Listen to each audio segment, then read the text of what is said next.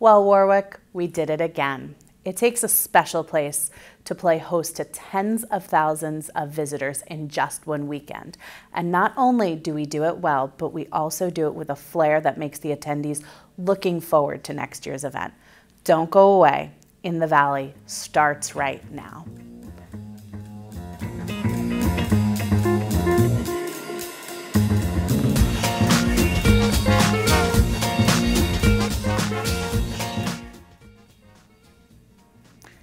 Hello everyone, I'm Stephanie Keegan from the Warwick Valley Chamber of Commerce. This academic year, we are partnering with the Warwick Valley Television to bring you coverage of the events, businesses, and people that uniquely define the Valley as our home. The first Sunday in October is the best day of the year here in Warwick. It's Applefest. Applefest has had 33 years of an incredible festival that brings thousands of visitors to our downtown. This year, the festival was held on October 1st, one day only and one exciting day. The crisp autumn air and the multicolored leaves mean not just the arrival of fall, but of Applefest as well. A time-honored tradition at Warwick, Applefest is known for its many food vendors, its crafts, and more. But one relatively new tradition at Applefest is its live performances. Featuring a variety of performances at different locations, with acts that range from rock to pop to even plays. There is a performance for every type, which is very important to the show's coordinators. We have a lot of bands and music throughout the entire festival, throughout the entire landscape of Applefest, and it's wonderful. It really sets the tone. You can go from one area to the next and really just enjoy great music. We do this because we like to promote our entertainment.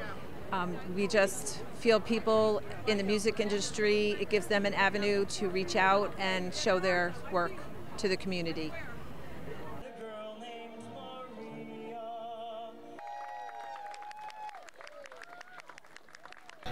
I think the band's really good, and I really like the style of music. It was all great, honestly. We heard it from all the way over there, and then we were like, dude, we gotta go check this out. This is awesome. However, some people may prefer to stick to the food at Applefest. That won't be a problem, as there are over 60 different food vendors at the event. Applefest is more than apples. It's all about variety. It works on many levels, and in one day, it's pretty amazing what gets done. It's a great place. It's a very good family event. It also creates a lot of tourism. People come here for this, then they come back into the community on other weekends and visit other shops along our main street. This variety can guarantee that Applefest will keep going for a very long time. For WVTV, I'm Astrid Kelly. When In the Valley returns, we will be joined by a business owner that is a major part of a successful merchants group that keeps all those visitors and downtown shoppers happy and returning. And as we step away, here are a few more upcoming events that you may want to add to your calendar.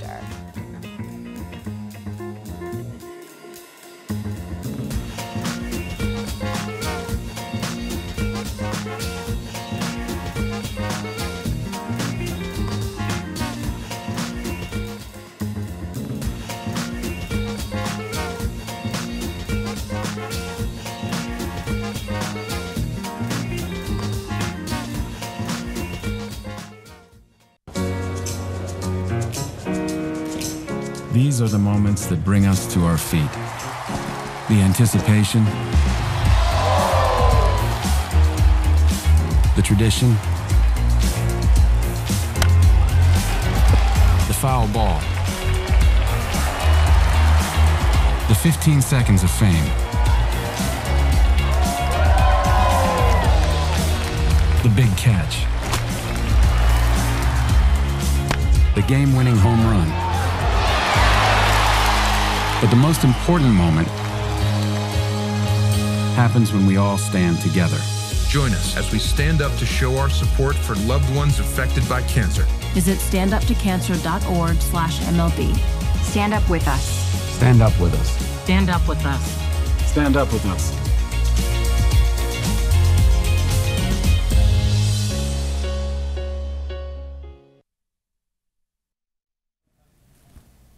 Welcome back to In the Valley. I'm Stephanie Keegan. One of the gems of our Main Street is the Frazzleberries Country Store. As you suspect, this just does not happen by chance. Joining us in the studio are Jerry and Katie Schlittling. Jerry, Katie, welcome to the show. Thanks for Thank you having so us. much. Thank you for being with us. So I've got a couple of questions for you. What brought you into the family business?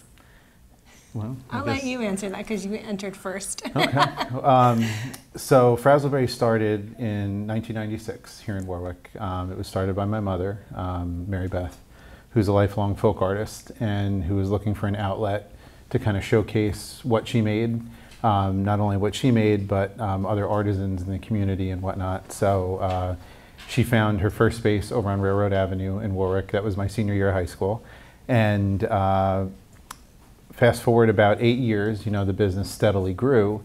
And I think it had kind of reached an inflection point where maybe it had gotten a little bigger than she had first intended, having moved from Railroad Avenue up to Main Street and then expanding to really almost quadruple in size in less than 10 years. And they were at an inflection point and sort of said, where do we take this? And at that point, Katie and I both were working in Connecticut in corporate careers post-college, and we sort of looked at it and said, I wonder if there's an opportunity to maybe help them grow, help them, expand a little bit. So we actually joined the business with an expansion. And we opened up our location up in Newport, Rhode Island, where we were full-time residents for almost a decade before we decided to start a family and then make Warwick, our year-round home. Wow, that's wonderful. So what was the biggest shock coming into the Warwick business community? You have one? That's a great question. I am not from Warwick. I didn't grow up here. Jerry did. So I was shocked in a good way. I couldn't believe how amazing the community was right from the start. From someone who came from outside of Warwick, I felt like it was just a very welcoming community. So shock in a good way. Yeah, I'd echo that for sure. I think having such great community support and such tie-in, you have so many businesses that work together with so many organizations in town. We're here in the high school doing this, it's sort of a closed loop, in a lot of communities you have some business, but a lot of it gets siphoned, to outside, national retailers or big box concerns and stuff like that. Warwick has done a really good job of trying to keep as much local as we can, and I think that's been a big reason why so many years later it's still thriving. Yeah. And how would you describe Frazzleberries to someone who has never been there? It's like a hug in a store. I like that. No, I would say there aren't a lot of stores like Frazzleberries anymore. So for the customer or the guest that wants just that entire experience, it's not just shopping, it's an experience. So we have everything from home decor to women's accessories, to furniture, to lighting. It's kind of an all-encompassing country store, but the feeling that you get when you come in is more than the stuff that we sell. So, yeah. Yeah, I guess we always use the tagline, it's like we're the place you go to make your country house a home. So, we try to offer almost a complete package for everything that, the prototypical sort of Warwick Valley homeowner might want if you're into the whole farmhouse thing. It's been kind of wild to see that evolve a little bit in the time that we've had the business. It's almost 28 years now. Styles have changed, but kind of that persona of the valley, the idea of sort of that farmhouse kind of country life remains pretty constant, Yeah. And what keeps Frazzleberries in Warwick? Well, for me, it's the community. We had a choice. We were living elsewhere and enjoying like being up in Newport and stuff. But I think for us, and I think it's true for many of our neighbors and our customers and stuff like that, that Warwick is just a really unique community. I think it's getting to know our customers, seeing, kids walk in the store with their parents when they're 5 or 6 and now they're working for us. Seeing our own kids do that, it's kind of a treat to be able to still have this sort of small town kind of American feel in 2023. So I think that's what keeps us coming back, or at least it does for me. What physically keeps us here is the local support. I mean, we get a lot of influx of visitors different times of the year, but that constant local support is what actually keeps our doors open. For sure. Yeah. And so you've described Frazzleberries as a country store with lots of stuff. What product would people be shocked to know that Frazzleberries has? Ooh. Besides moon slime. Yeah. Our kids love slime. Yeah. We have a small kids department. No, that's so funny that we both said that. I think people are shocked that we have furniture, which is crazy because we've been selling furniture from the beginning. Yeah. But when they actually come into the store and they spend a little bit of time in there and they realize that you know, we're designing furniture, finishing furniture, everything's made in the USA. They think it's a prop, but it's actually for sale. And if you could change one thing about Frazzleberries, what would it be? That's a great question. You can't fire me. Wow, that's a really good question. I I think know. I think we would be more embracing of the digital economy. Okay. I think that we're kind of even. I mean, you know, shoot, we're middle-aged now, but you know, we have been slow to kind of get on the e-commerce bandwagon. You know, if you've been to our stores, it's very much like, you know, a hunt. You know, and you're going in and you're seeing things that change seasonally, and so much of the experience is the visual that is hard to put in a little thumbnail picture on a Shopify page. And honestly, like, we as kind of the leadership, we're not all that into it. You know, we're much more about the experience. We're definitely a little more old-fashioned like that. So we keep trying to sip the Kool-Aid and get there, but if I could put us on warp speed, that would be the one thing that, you know, I think we both agree that we could definitely improve do a little better on. Yeah, Yes. for sure. So please be patient with us. And your store has been here for 28 years, so you've seen Main Street change. Where do you see Main Street in the next 10 years? It's pretty vibrant right now. I mean, my hope would be a lot of those businesses have longevity, so I hope not to see a lot of change. But if there is change, it does seem to be people coming into town, moving here because they love the area, they're invested in the area, and they want to make it a better community. So I haven't seen anyone coming in trying to make major changes in terms of the infrastructure or anything, but I think just new blood, you know, new ideas, a lot of second generations coming up in businesses. Hopefully they'll continue to run those businesses, but I don't see anything changing too much. Hopefully we can keep it a downtown Main Street and a hometown and independent business. That would be my hope. Yeah, I'd agree with that. I think the village in particular, and the you know, the town at large has definitely matured. I think for a long time we were desperate for any business. You know, the orchards kind of did their thing, the downtown sort of did its thing, and we, you know, just sort of organically kind of grew this whole agritourism economy together and stuff. And now I feel like we're sort of in the adolescence of that, you know, and I think, you know, now there's more for the village and the town to coordinate on together, you know, through the chamber, you know, refining, I think, what we've already got going, and hopefully not drastic change or anything, but kind of refining and making it a little easier, you know, for visitors to navigate. You know, we're excited about the idea of like the public restrooms and stuff like that that might be coming down the line, get you guys a proper office, you know, and things like that that just come with maturity, you know. And do you have a favorite story from Frazzleberries? Oh boy. Oh gosh. A favorite one? There's a lot of stories.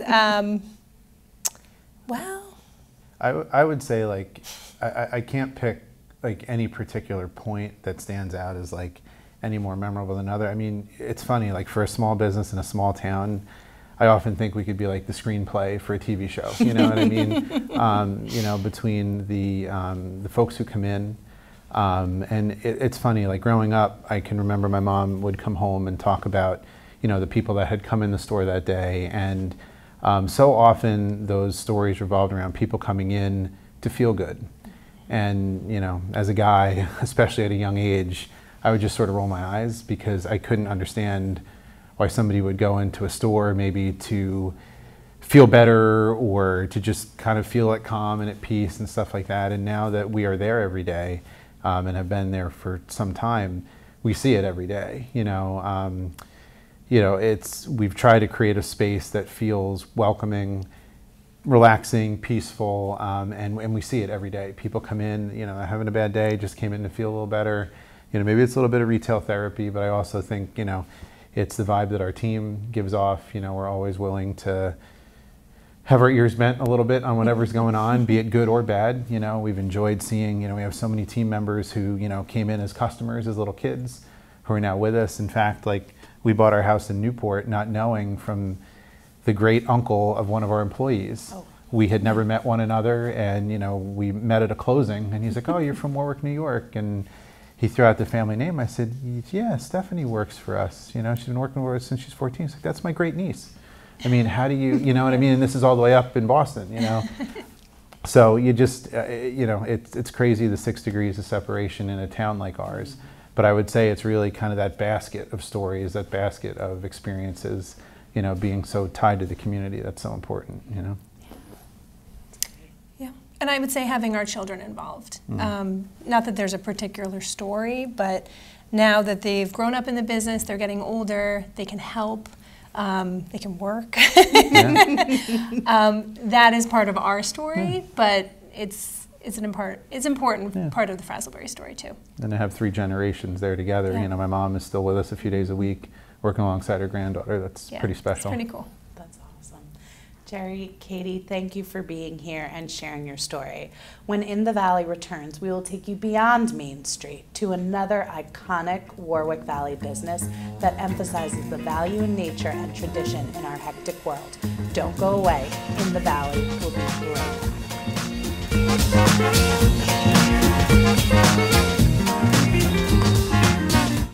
Hello, Mrs. Jones. Hey, CJ. Coach. Emma. Mom. Last year I experimented with painkillers and then I started taking them every day. 174 days ago, I started intentionally vomiting after meals. My anterior cingulate cortex has a population of overactive neurons. Cutting my arms has become a compulsive behavior. I started having suicidal thoughts. Can you help me find the proper support and medical resources? Can you help me research the best treatment facilities? I'd love to chat with you about ideas on how to help manage this.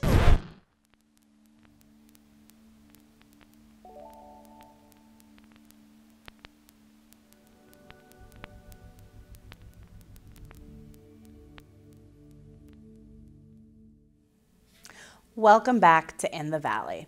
I'm Stephanie Keegan.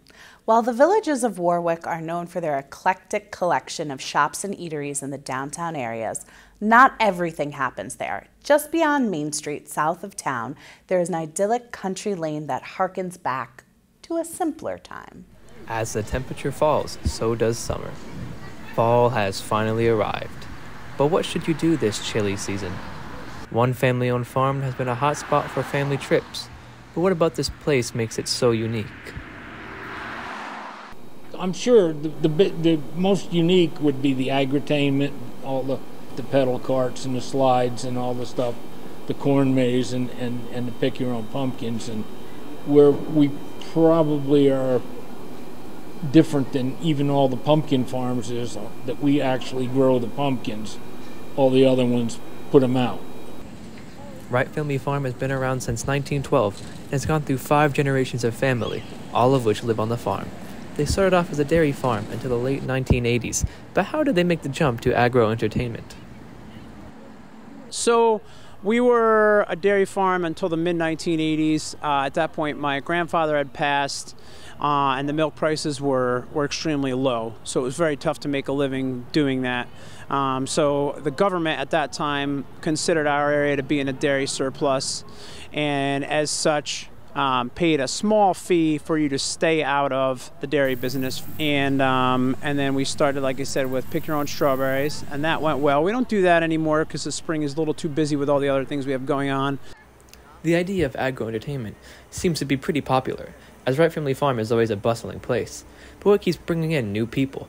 But also, what keeps pulling them back? The kids having fun. Bringing my granddaughter here, my grandson. The food is good. A lot of things to do here. The rides and stuff.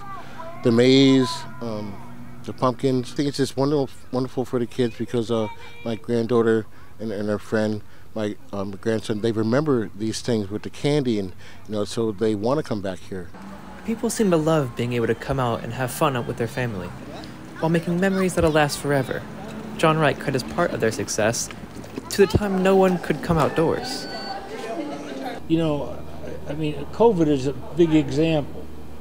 When everybody was quarantined and stuck and whatever, and we made some changes. We had the pumpkin patches were bigger and more open. We had 2 mazes, so we did a lot of things to keep people spread out, and we were probably busier than ever because the people wanted out, and they still do. They still want this experience. The simple feeling of being outdoors with your family is a feeling not matched by many, and it seems people like to try and recreate that feeling here at Wright's Family Farm. I got the honor to meet John's mother, Mary Ann Wright, who is turning 100 very soon. She had a few short words to say. I'd say enjoy it. It's the best farm in Warwick. And to many, that seems to be the truth. If you have the time, I highly recommend coming by Wright's Family Farm and joining the fun. For WVTV, I'm Logan McKay. Wright's Family Farm is open Saturday and Sunday from 10 to 6 until October 29th. Thanks for spending some time with us in the Valley. If you have not already done so, please like and subscribe to the Warwick Valley Television YouTube page so you will not miss any of the stories and events that make us all friends and neighbors. For In the Valley, I'm Stephanie Keegan. See you next time.